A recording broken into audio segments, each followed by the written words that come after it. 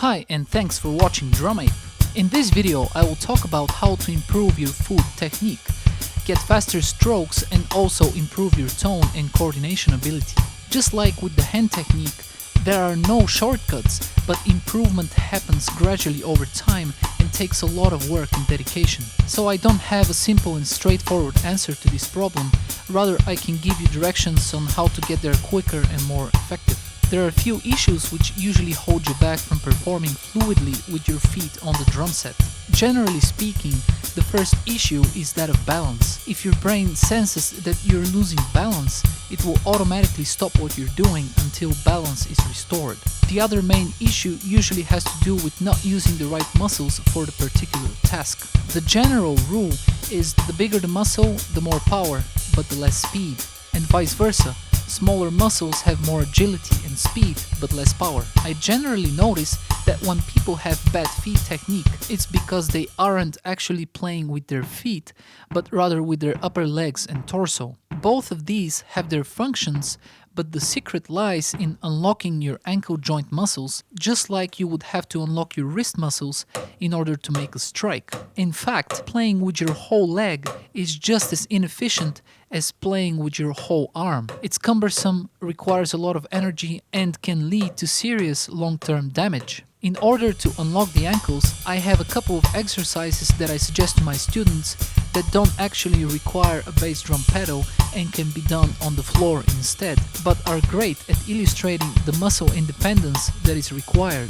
The first exercise is quite simple. All you have to do is lift the weight of your leg by using your calf. In other words, just stepping on your toes and lifting the leg. There's no need to use your thigh or abdominal muscles at all. In fact, it's quite easy to spring up and down repeatedly like this. This is very important for two reasons. Firstly, lifting your leg like this is much more efficient, and secondly, and more importantly, as soon as you lift your whole leg from the ground, your weight distribution changes and you start to pivot forward. This destabilizes you, and like I said, your brain will try to restore the balance, which usually means it will automatically stop what you're doing. Now try to do this again, but slower, and at every point try to achieve the same pressure against the floor with your toes, as this will guarantee your balance.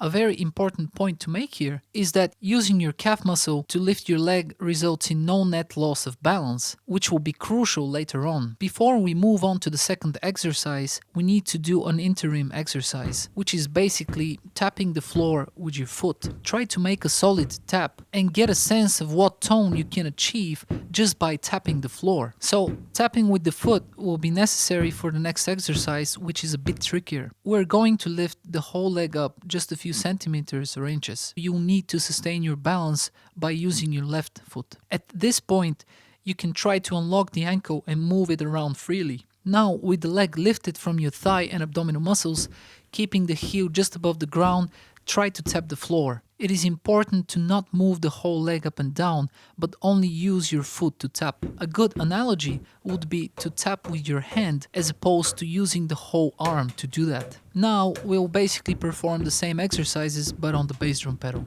For the first one, we press the beater against the drum head and use the calf muscle to lift the leg up and down. The goal here is to sustain the same pressure going up and down, so the beater always stays pressed against the drum head. Focus on using the calf exclusively. The same exercise can be applied to the hi-hat. Again, the goal is to keep the same pressure at the toes so the hi-hat cymbals stay closed at all times as you lift your leg up and down. If you're doing this right, it should be relatively easy to do this for extended periods of time.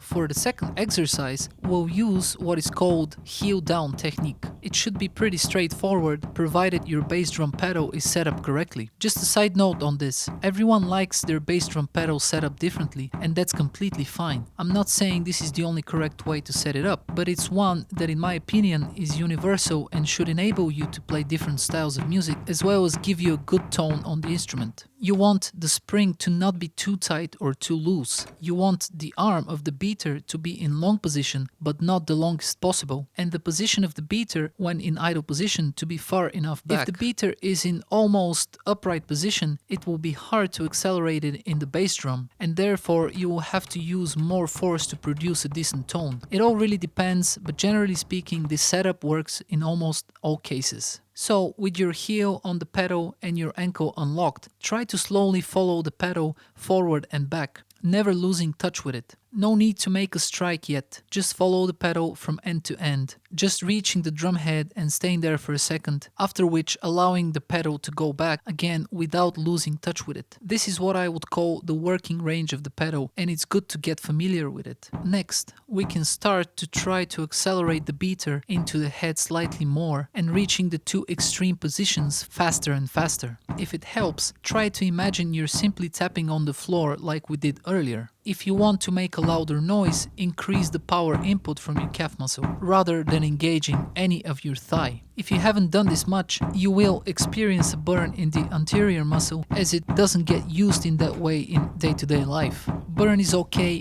pain is not, so you should approach building this up gradually, just as you would with any other muscle. So that's the basis of the heel down technique, and it's crucial for the next exercise. The third exercise is definitely the most complex. We begin by lifting the whole leg just above the pedal, but still touching the front part of the pedal plate with the base of our toes.